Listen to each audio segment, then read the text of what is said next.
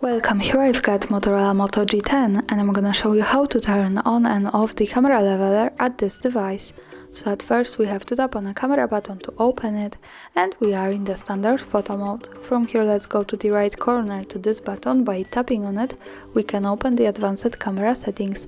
Now let's slide a little bit to the capture settings category, and here we have the leveler option. By using the button from the right we can turn it on and turn it off as we need. Now let me keep this turned on and let's go back to the camera.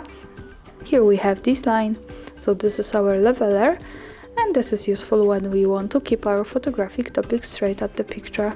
As you can see, this is how it works. When it's on the yellow, it shows us that now we straight hold the camera. And of course, when we don't need it, we can tap to the right corner once again, slide to the capture settings and use this button to turn it off.